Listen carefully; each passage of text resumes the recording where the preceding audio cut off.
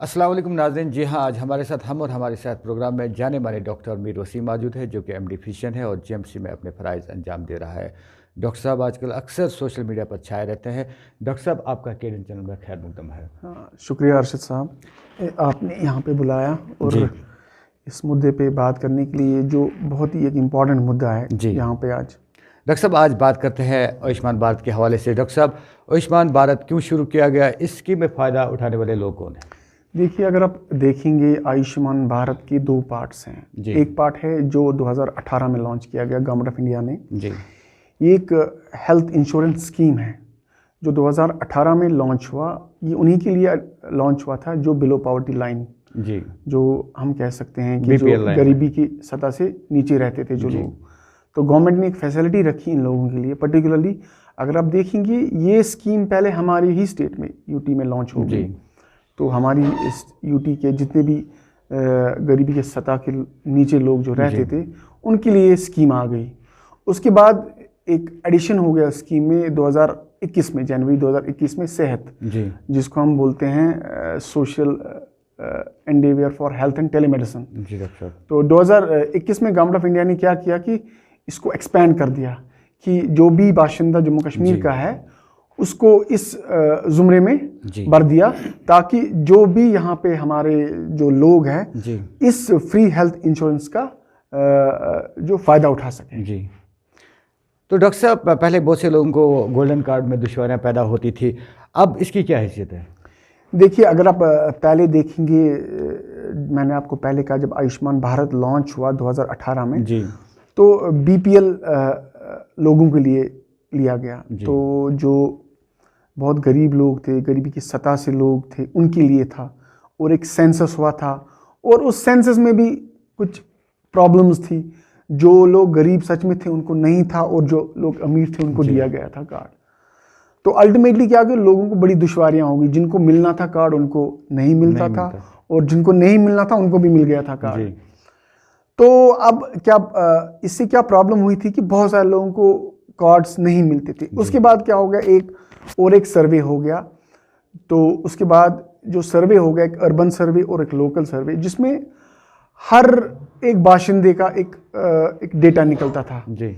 लेकिन उसमें भी ऐसे कुछ लोग थे जिनका डेटा नहीं निकलता था, और उनको क्या करना पड़ता, उनको चीफ मेडिकल ऑफिसर्स के ऑफिस जाना पड़ता था। उसके बाद कुछ फॉर्मेलिटीज करनी पड़ती थी, तो जिसमें थोड़ा सा टाइम निकलता था। और उसमें क्या होता था कि लोगों का इंटरेस्ट ख़त्म हो जाता था, और अल्टीमेटली इस स्कीम का फ़ायदा लोग उठा नहीं पा रहे थे अच्छे से। लेकिन अब क्या गवर्नमेंट ने कर लिया कि अगर आप अपना राशन कार्ड लोगे, राशन कार्ड नंबर होगा, सिर्फ राशन कार्ड नंबर आपको लाना है, ठीक है। राशन कार्ड नंबर के थ्रू आपको ये गोल्डन कार्ड निकल सकता है जी।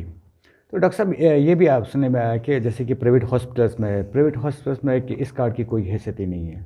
बहुत सारे पेशेंट्स जो हैं वो इसकी शिकायत अक्सर करते रहते हैं। नहीं, देखिए, अगर आप लेंगे इस जो हमारी ये स्कीम है आयुष्मान भारत सेहत स्कीम, जो है जो गवर्नमेंट ऑफ इंडिया की तरफ से लॉन्च हुई है, इसमें बहुत सारे हॉस्पिटल्स एम्पैनल्ड हैं। गवर्नमेंट हॉस्पिटल तो हैं ही हैं, जिस लेवल में आते हैं SDH, ठीक है, district hospitals, government medical colleges, ठीक है, टेरिशरी केयर इंस्टीट्यूट्स जैसे ऑल इंडिया शेर Kashmir institute of medical sciences हैं, ठीक है। हमारे प्राइवेट हॉस्पिटल्स हैं। अगर आप लेटेस्ट देखेंगे, जो बेस्ट परफॉर्मिंग हॉस्पिटल हमारे इसमें आयुष्मान भारत में था, वो एक प्राइवेट हॉस्पिटल ही था, जिसको हम खैबर हॉस्पिटल के नाम से जानते हैं, ठीक है। इस पे एम्पैनलमेंट होती है बाज़ाब्ता, ठीक है। एक टीम जाती है, पहले देखती है कि ये फैसिलिटीज़ अगर हम दे रहे हैं लोगों को, क्या ये हॉस्पिटल दे पाएगा कि नहीं। उसके बाद एम्पैनल हो जाता है, तो उसके बाद फैसिलिटीज़ मिल जाती हैं। और मैं आपको ये बताता जाऊँ कि इवन आपके बारामूला में गुरु हॉस्पिटल, आई थिंक वो जो हकीम सोनावाला कैंसर हॉस्पिटल, ठीक है, और अभी आर्को डायलिसिस सेंटर, मुझे लगता है वो भी एम्पैनल हुआ है।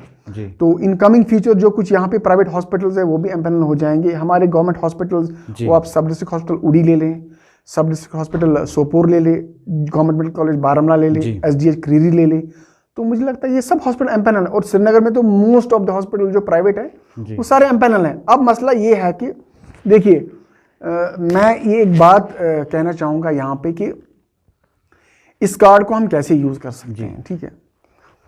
पहले अगर आप के अंदर, हाँ, अस्पतालों के अंदर जो भी एम्पैनल्ड हॉस्पिटल हैं, एम्पैनल मतलब का ये है कि जिस हॉस्पिटल में गवर्नमेंट ने एक एजेंसी रखी है, स्टेट हेल्थ अथॉरिटी जिसको हम कहते हैं, जिसने उनको इजाज़त दी है कि आप के हॉस्पिटल में हम आयुष्मान भारत ऑपरेट कर सकता है। देखिए क्या होता है कि अगर एक पेशेंट एडमिट होता है हॉस्पिटल में, ठीक है, किसी ऑपरेटिव प्रोसीजर के लिए, ठीक है, ये बिल्कुल कैशलेस पॉलिसी है, ठीक है। आपको क्या करना है, ये इंफॉर्मेशन सबके लिए है।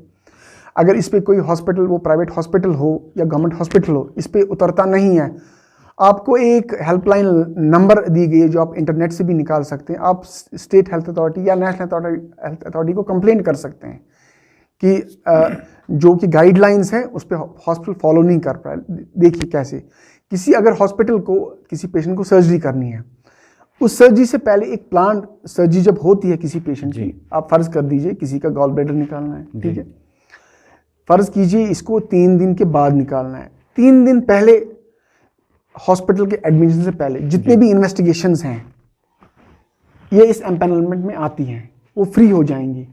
वो चाहे कोई भी इन्वेस्टिगेशन हो जी, वो फ्री हो जाएंगी।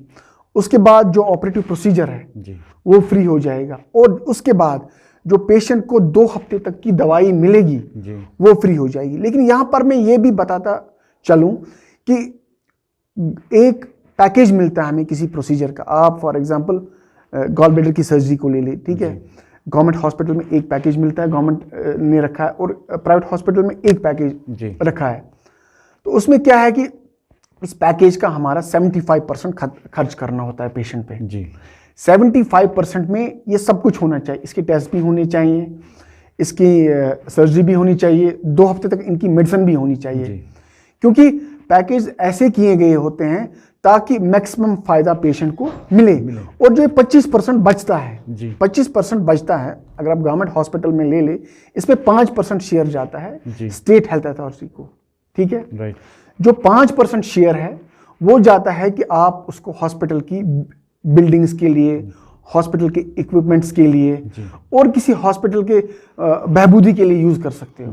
और जो 20% अब बचता है, उस 20% में आपको थोड़े से इंसेंटिव्स डॉक्टर्स को देने पड़ते हैं, थोड़े से इंसेंटिव्स पैरामेडिक्स को देने पड़ते हैं, थोड़े से इंसेंटिव्स उनको देने पड़ते हैं जो लैब टेक्नीशियंस हो, और जो नर्सिंग एड हो उसको इंसेंटिव्स देने पड़ते हैं, और जो इस हॉस्पिटल का हेड मेडिकल सुपरिटेंडेंट हो उसको इंसेंटिव्स देने पड़ते हैं। लोग किस तरीके से इस स्कीम के तहत राब्ता कर सकते हैं अस्पतालों के अंदर? देखिए, जो भी एम्पैनल्ड हॉस्पिटल हैं, लाइक अगर आप हमारा GMC government medical college Baramulla लेंगे, तो डी ब्लॉक में क्या बोलते हैं कि डी ब्लॉक में हमारा आयुष्मान भारत का सेक्शन है, ठीक है। फर्ज करें कि जो भी, ये एक स्ट्रेट फॉरवर्ड बात जानी चाहिए हर एक उसके लिए, कि जिसके पास गोल्डन कार्ड है या जिसके पास नहीं है, अगर खुदा न खास्ता कोई बीमार होता है जिसके पास गोल्डन कार्ड है, ठीक है, वो अपने आप को हमारे हॉस्पिटल में आयुष्मान भारत के अंडर एडमिट कराएं। इसके मैं ये प्रोसीजर्स बताऊं कि जो ही आप ये लाओगे ओपीडी टिकट, उसके बाद जो भी प्रोसीजर्स आपके होंगे, वो आपकी फाइल हो, वो हमारे आयुष्मान भारत की फाइल अलग होती है, वो फ्री आपको मिलेगी। उसके बाद जो भी चीज़ें वो आपको फ्री करनी है।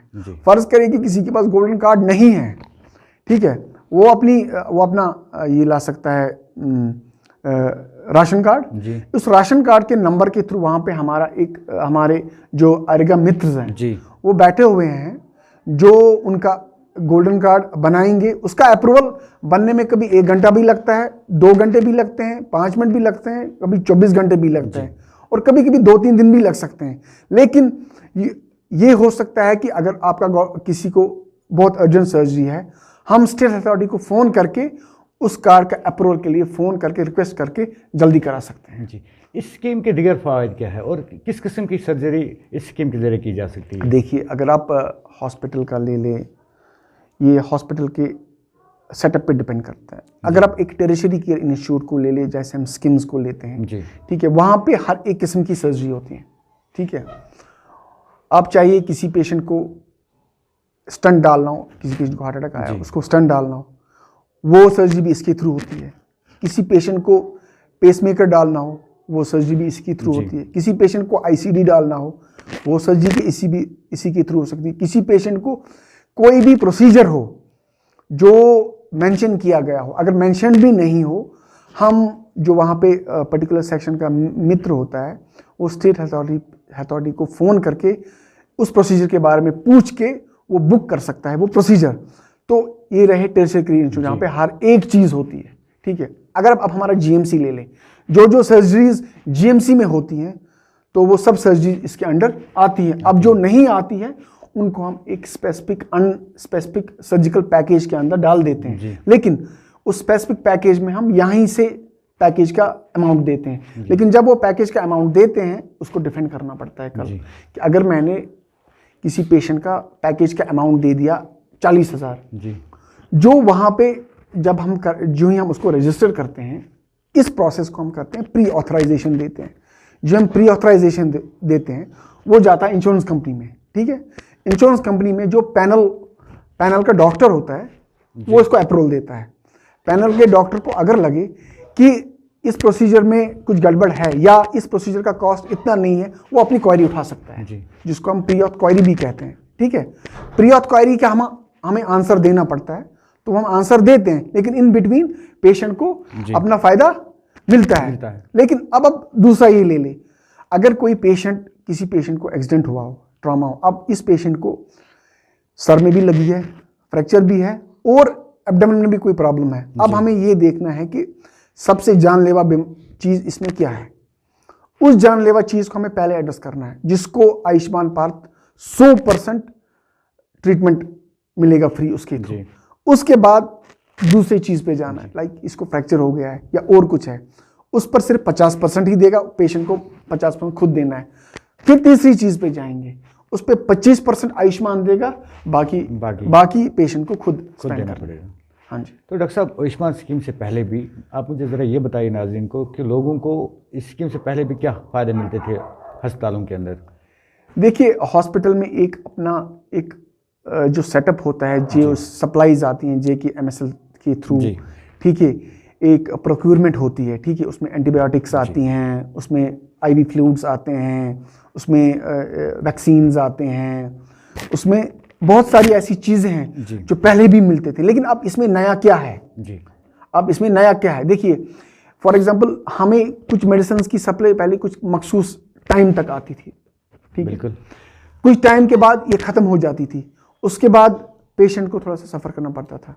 लेकिन अब आयुष्मान कार्ड से क्या फ़ायदा है, इससे ये फ़ायदा हो गया कि आपको राउंड द क्लॉक हर एक टाइम मिलेगा, क्योंकि एक प्रॉपर टेंडरिंग की तरह एक वेंडर को लाया गया है, जिसके थ्रू आपको medicine, orthopaedic implants, surgical lenses, जो भी सर्जिकल आइटम्स हैं, वो सब कुछ मिलते हैं, ठीक है। इसमें और उसमें वो बहुत फ़र्क है, क्योंकि सर्जिकल आइटम्स क्या पता सारे नहीं मिलते थे पहले हॉस्पिटल्स में, लेकिन गवर्नमेंट ऑफ इंडिया ने क्या किया कि एक कॉमन लोग, एक तो गरीब लोगों को, एक मिडिल क्लास लोगों और सब लोगों के लिए ये कर दिया कि आपको सबको एक सहूलियत मिलेगी, जिसके अंडर आपको 5 लाख का इंश्योरेंस कवर मिलेगा। 5 लाख का इंश्योरेंस कवर मतलब कि 5 लाख तक आपको ट्रीटमेंट करना पड़ेगा। अब देखिए, जहाँ पे आपका पैसा 5 लाख से ज़्यादा लेना पड़ेगा, ठीक है, उसके लिए फिर गवर्नमेंट को लिखना पड़ता है, ठीक है, उसके लिए गवर्नमेंट को डिफरेंट स्कीम्स होंगी लोगों को हेल्प करने के लिए, ठीक है, उसी अकॉर्डिंगली हम पेशेंट को ट्रीट करते हैं। इस पेशेंट में इन्होंने डायलिसिस को भी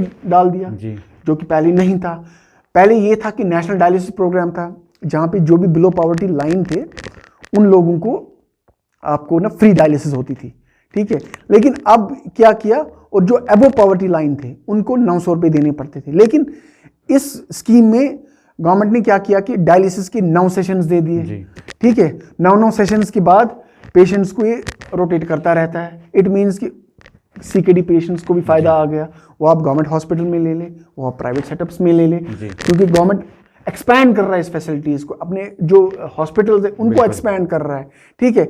इसके साथ अगर आप देखेंगे, जो छोटे छोटे बच्चे हैं RBS स्कीम में, उनकी स्कीम्स आती हैं, किसी को हार्ट में प्रॉब्लम होती है, RBS की उसका खर्चा उठाती है, ठीक है। अगर ये गोल्डन कार्ड नहीं यूज़ करना चाहे, RBS की उसका खर्चा उठाएंगे, ठीक है। अगर अब किसी को गोल्डन कार्ड भी है और वो बिलो पॉवर्टी लाइन भी रहता है, अब गवर्नमेंट ने क्या रखा है कि उनको एक काम करे कि उनका हमें जुमरा दे दे, वो कितने हैं, उनके लिए अलग पैसा आएगा, ताकि जो गोल्डन कार्ड का पैसा है उनको बच के रहे, ठीक है। ये फायदे हैं जो गोल्डन कार्ड की वजह से हो गए। तो डॉक्टर साहब, एक ख़ानदान के कितने अरकान जो है इस स्कीम से फ़ायदा उठा सकते हैं? देखिए, मैं आपको एक बताऊं, ये इंश्योरेंस कवर एक बंदे के लिए नहीं होता है जी। ये इंश्योरेंस कवर पूरी फैमिली के लिए होता है जी। अगर फैमिली में 10 बंदे हैं, अच्छा, 10 बंदों के हाँ, तो 50 लाख का इंश्योरेंस कवर नहीं मिलेगा, ये 5 लाख का कवर ही मिलेगा। अच्छा। ऐसा ना समझे कि हर एक बंदे के लिए अलग अलग कवर है, ये पूरी फैमिली के लिए कवर होगा, ठीक है। क्योंकि अगर एक भाई है, अगर 3 भाई है, उनके वालिद साहब, वो उनकी जो शाख है, उनकी शाख वालिद साहब उनकी है, उस शाख से ये इंश्योरेंस कवर निकलता है जी। ठीक है। सो इन 3 भाइयों को ये कवर मिलेगा, उनको अलग अलग कवर नहीं मिलेगा। यानी कि एक ही खानदान में जितने होंगे, मतलब अगर ये इसमें 5 है, 10 है, तो 10 के 10 को मिलेगा। हाँ, 10 को मिलेगा 5 लाख का कवर जी। 50 लाख का कवर नहीं 50 लाख का नहीं मिलेगा, मिलेगा। नहीं 50 लाख का कवर नहीं मिलेगा। डॉक्टर साहब, दूसरी शिकायत ये करते हैं कि जो दूर दराज के इलाके के लोग हैं, वो भी ये शिकायत करते हैं कि हम इस स्कीम से मारूम हैं, तो वो लोग किस तरीके से इस स्कीम का फ़ायदा उठा सकते हैं? देखिए, प्राइमरी लेवल्स पे तो अभी इसका लॉन्चिंग क्या पता गवर्नमेंट ऑफ इंडिया एक्सपैंड कर रही है, क्योंकि अगर आप वेस्टर्न कंट्रीज़ का देख लें, वो मेनली फोकस करते हैं प्राइमरी हेल्थ केयर पे जी। तो जो अभी लग रहा है कि गवर्नमेंट के बहुत अच्छे प्लान्स हैं, वो प्राइमरली प्राइमरी हेल्थ केयर पे फोकस करना चाहते हैं, ताकि जो भी टर्शियरी केयर लेवल्स हैं उन पे ज़्यादा बोझ ना आ जाए, ठीक है। अगर हमारा प्राइमरी लेवल केयर ठीक हो जाता है तो पॉसिबली गवर्नमेंट ऑफ इंडिया तो सोचेगी, क्योंकि वो फीडबैक्स लेती हैं, डॉक्टर से फीडबैक लेती हैं, अपने पॉलिसी मेकर से फीडबैक लेती हैं। तो जो पीएचसी लेवल्स पे हैं अभी, क्योंकि पीएचसी लेवल्स पे एडमिशन्स नहीं होते हैं, क्योंकि मैं आपको ये बताता चलूँ कि गोल्डन कार्ड का फ़ायदा लेने के लिए 24 आवर एडमिशन होना बहुत ज़रूरी है, बहुत इंपॉर्टेंट है। ये पहले आप सुनिए कि 24 घंटे तक जब तक आप एडमिट नहीं होंगे तब तक आपको फ़ायदा नहीं मिल सकता, क्योंकि ये एक लाइबिलिटी हॉस्पिटल पे बढ़ जाती है। क्योंकि जितना भी हम देते हैं, जितना भी हम पैसा खर्च करते हैं, वो हॉस्पिटल के थ्रू होता है, फिर हमें इंश्योरेंस कंपनी देती है, वो भी 15 दिन के बाद। सो ये मैं कहता जाऊं कि सब लोगों से कि इस मसले पे कोई लॉ एंड ऑर्डर प्रॉब्लम नहीं होनी चाहिए। 24 घंटे आपको एडमिट रहना है, गवर्नमेंट ने ये फैसिलिटी रखी है सबके लिए, अमीर के लिए, गरीब के लिए, मिडिल क्लास के लिए, आपके लिए, हमारे सबके लिए रखी है। लेकिन थोड़ा सा रश होता है हॉस्पिटल में, थोड़ा सा कभी कभी मुझे लगता है कभी कभी तेज़ कलामी भी होती है, तो मुझे लगता है उन चीज़ों को दरगुजर करके मुझे लगता है हमें इस स्कीम को बहुत आगे लेना चाहिए और गवर्नमेंट को हेल्प करनी चाहिए ताकि सबको हेल्प मिले। तो डॉक्टर साहब, अगर हम हामिला ख़वातीन की बात करें तो वो भी इस स्कीम के तहत किस तरीके से फ़ायदा उठा सकते हैं? देखिए, हामिला ख़वातीन के लिए पहले जो था कि वो भी इसके अंडर कवर हुआ करते थे, लेकिन हामिला ख़वातीन के लिए ऑलरेडी गवर्नमेंट ने एक स्कीम रखी है जीएसएस के, तो जिसके अंदर उनको डिलीवरी फ्री होती है, दवाइयाँ फ्री होती हैं, उसके बाद उनको घर भी भेजते हैं। तो मुझे लगता है कि गवर्नमेंट अब उसी को ज़्यादा प्रमोट कर रही है, क्योंकि जो हमें कंफर्मेशन मिली है, क्योंकि जो ये स्कीम है, स्कीम स्टेट हेल्थ अथॉरिटी चलाती है, और स्टेट हेल्थ अथॉरिटी को अंडर जो चलाते हैं वो वदी डायरेक्टर एनएचएम चलाते हैं। तो ये है कि जीएसएस के हामिला ख़वातीनों के लिए हैं, और जो बाकी फैसिलिटीज़ हैं, अब आप लेके किसी को हिस्टेक्टमी करनी है, यूट्रस निकालना हो या बाकी चीज़ें करनी हो, अब हामिला के बगैर ले ले, वो इन चीज़ों में तो सारी कवर हो जाती है। तो ट्रांसपोर्टेशन के हवाले से अगर बात करेंगे, क्या वो ट्रांसपोर्टेशन भी इनको फ्री में मिलती है? नहीं, ट्रांसपोर्टेशन कवर इसमें नहीं होता है। अगर आप लेंगे हामिला खातून की अगर मैं बात कर रहा हूँ, वो तो जीएसएस के अंडर कवर होता है। हाँ, वो तो बिल्कुल कवर होता है, बिल्कुल, वो तो गवर्नमेंट की तरफ से वो तो कवर होता है। इसमें एक तो आपको बेड के चार्जेस मिलते हैं, ये आपको मैं बताता चलूँ, ये आपको लोगों को भी पता चलना चाहिए, क्योंकि बहुत सारे प्राइवेट हॉस्पिटल्स, गवर्नमेंट हॉस्पिटल्स इस स्कीम को चला रहे हैं, शायद ये लोगों को पता ना हो, जिसमें आपका बेडिंग आता हो, जिसमें आपका ट्रीटिंग डॉक्टर आता हो, जिसमें आपकी इन्वेस्टिगेशंस आती हो, जिसमें इवन आपका फूड आता हो, इवन की ब्लड बैंक फैसिलिटीज़ भी आती हैं। तो मैं ये बताता चलूँ, गवर्नमेंट ने इतनी फैसिलिटीज़ इस चीज़ में रखी हुई हैं कि एक ही छत के नीचे आप सबको एक ही कार्ड के थ्रू सब कुछ हो रहा है। तो मुझे लगता है ये एक बहुत बेनिफिशियल स्कीम है। क्या पता शायद आगे क्या हो क्या नहीं हो इस स्कीम का, लेकिन इस टाइम मुझे लगता है कि हमारे इस यूटी में गवर्नमेंट ने एक बहुत अच्छी स्कीम रखी है, सबके लिए रखी है, ताकि हेल्थ जो एक हमारा एक राइट है, हेल्थ फॉर ऑल, जो WHO भी कहता है, कॉन्स्टिट्यूशन भी कहता है, मुझे लगता है कि ये एक fulfilment of the constitutional right है। डॉक्टर साहब, आखिर पे इस स्कीम के तहत आप नाज़रीन आपको देख रहे हैं कि आप इनको क्या मैसेज देना चाहेंगे? मैं तो देखिए, मैसेज तो मेरी पूरी क्लियर है जी। ठीक है, कि हॉस्पिटल में किसी को कार्ड है ना है, तो जो हमारा मोटिव है कि हमारा 100% कन्वर्शन होना चाहिए। जो भी हॉस्पिटल में हमारा पेशेंट हो, हमारी यही ये जो हमारी ये सोच है, या आप इसको ये कहें कि ये जो हमारी कोशिश है कि हम ये जो कन्वर्शन है, कन्वर्शन मतलब कि जो भी पेशेंट हमें हॉस्पिटल में आए वो हमें आयुष्मान भारत के ही थ्रू अंडर हो, एडमिट हो, ताकि इसमें लोगों का फ़ायदा हो, हॉस्पिटल्स का फ़ायदा हो।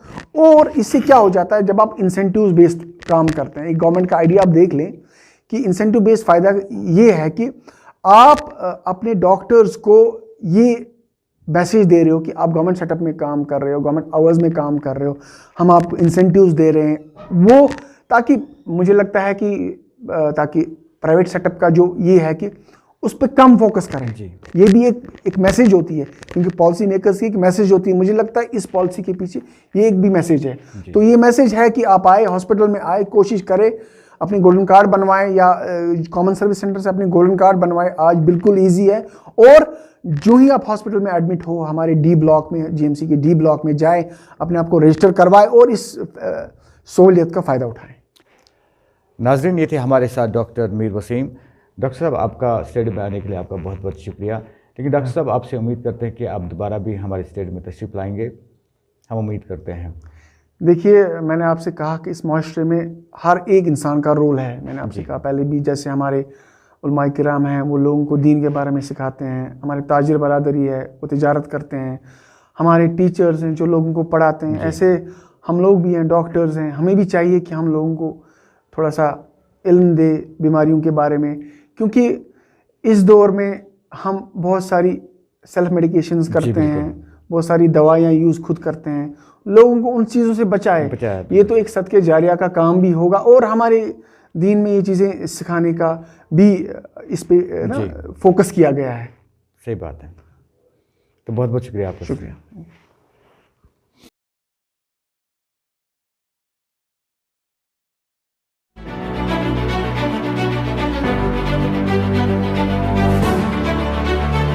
अखजान खुश खबर, डीकार्बोनाइजेशन मशीन वन सानि कशीर मंज। तुझो पता कि गाड़ियन मंज इंजनस छु कार्बन जमा गसान। ये कार्बोनाइजेशन मशीन सु कार्बन नबर कड़ान तो साइन गाड़ियन हिंज वंस हुर्रावान तो माइलेज ते बढ़ावान। गाड़ी जो है ना वो थोड़ा सा आवाज करती थी। जी जी, साउंड में फर्क पड़ा। साउंड ठक ठक ठक ठक सर सर, अब उसने भी ठीक किया, साउंड भी आया ठीक, ऊंचाई भी ठीक, और सवेरे जब गाड़ी करते हैं ना स्टार्ट सर, तो वो फट होती है स्टार्ट। ठीक है। ये मशीन हिंज सर्विस छु पूरे कशीर मंज दस्तियाब। अस निश छु होम डिलीवरी ते अवेलेबल। मजीद मालूमात खतर थयु याद ये पता तो यम फोन नंबर।